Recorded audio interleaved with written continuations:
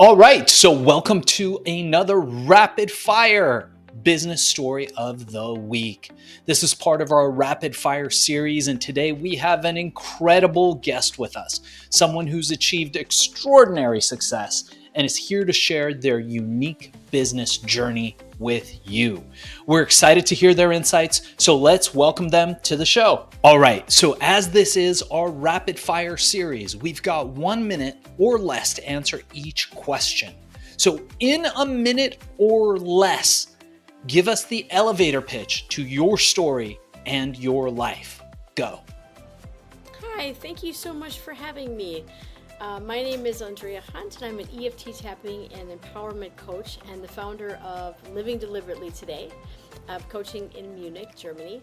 And I help ambitious professional women to reach their goals faster by breaking free from their fears, self-doubt, and maybe imposter syndrome, so they can build confidence like a skill, like a muscle, one bold step at a time, and finally step outside of their comfort zone so they can create the life that they know that they deserve. So that's fascinating, and I would love to dig a little bit deeper. So tell us a bit more about what you're working on today that you're most passionate about and believe will have the biggest impact.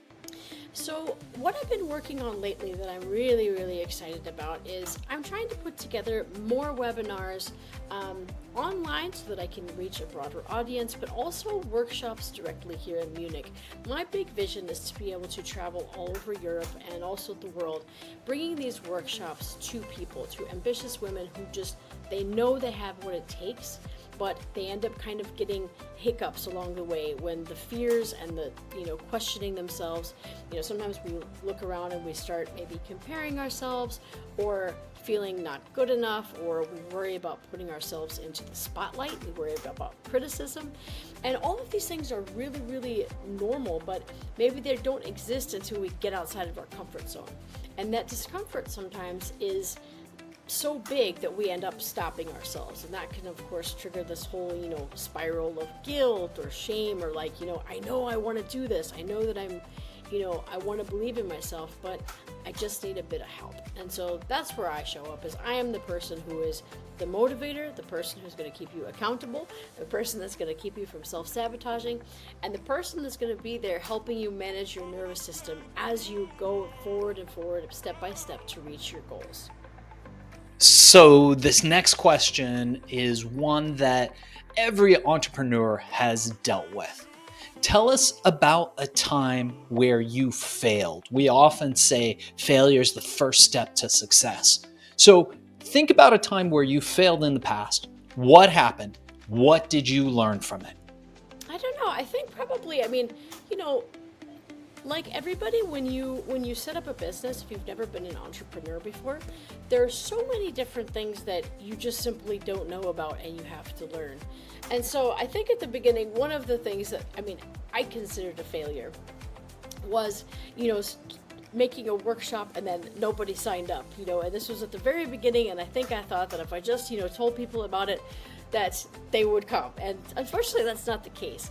Today, I'm really happy to say that I offer these workshops, on usually twice a month, and it allows people a little bit more time to kind of plan and join my workshops. That they're all about getting outside of your comfort zone and overcoming things like imposter syndrome and taking these bold steps even when you're scared or feeling resistance to them.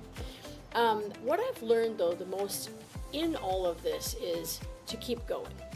Even when you fail, even when it doesn't work out as you expect, and every business owner will tell you that this happens all the time. It is constantly a learning process, constantly an adjustment, and there is no such thing as a business that just puts it all together and A to Z everything goes perfectly smoothly without any hiccups or decisions that you're like, well, that seemed like a good idea at the time, but if I knew then what I know now, I probably would have done things differently.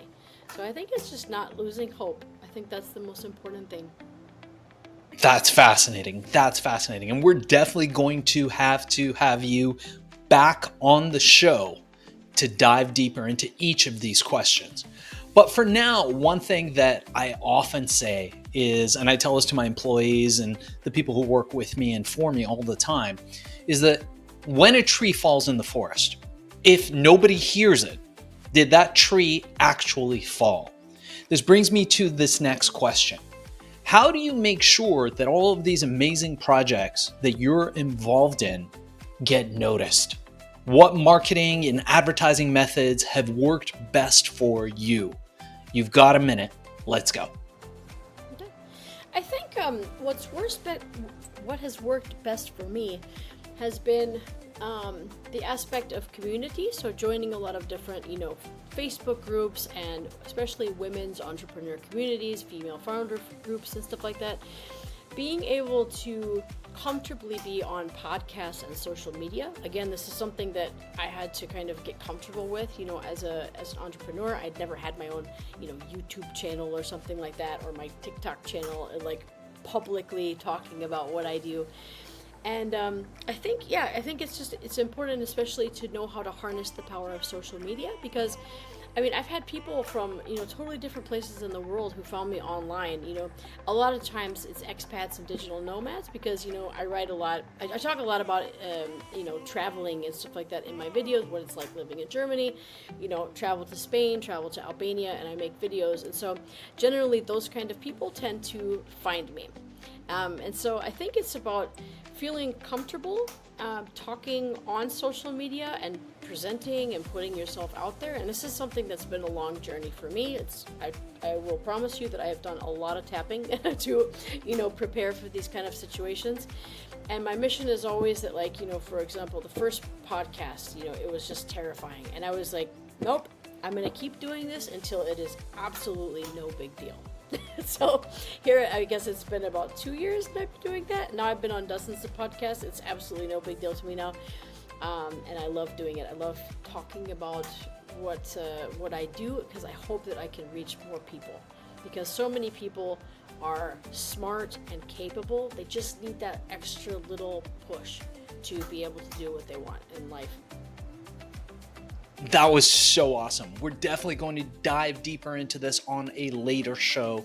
And as we approach our last question, before we ask people how people can get a hold of you, how people can reach you, learn more about the work that you're doing in your company, and we will include all that information in the show notes, what I wanted to ask you is, what is one piece of advice that you would offer to your younger self, to our audience, and to somebody, especially somebody who's just starting out in the same niche that you're in, but just doesn't know how to start or get going?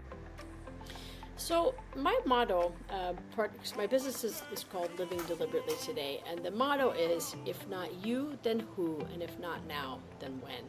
And I think that that's one of the most important things, to always remind yourself, when you start to doubt yourself, you look around, you see somebody else who maybe started at the same time and they're having more success than you. Anytime that you start to be like, who do I think I am? Or people might criticize you. And like, if you look around, the world is filled with, people that don't really have any business doing what they're doing. And you probably have looked around and been like, you know what? I know that I could do that. And there's another saying that's like, just remember that when you have imposter syndrome, there are people out there doing the things you want to do, meeting people that you want to meet, and having the opportunities that you want, just because they are willing to believe in themselves. So I think it's important to always remember that you have just as much right as anybody else to go after your dreams and your goals. Amazing stuff. We're going to have to thank our guest today for being a guest on Business Story of the Week.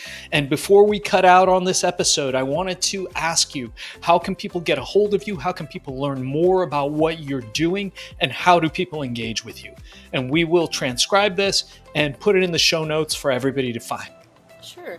So I am on YouTube, TikTok, Facebook, X. I am on all of those as Andrea Hunt, Living Deliberately Today. LinkedIn as well. And you can go to my website, www.dreahunt.com. That's DREAHUNT, period. And I also have a free ebook, which I would love to give you the link. And please sign up for my newsletter so that you know all of the things that I have coming up, including my upcoming workshops, and I've got some different challenges coming up for habits and to become more empowered in your business endeavors.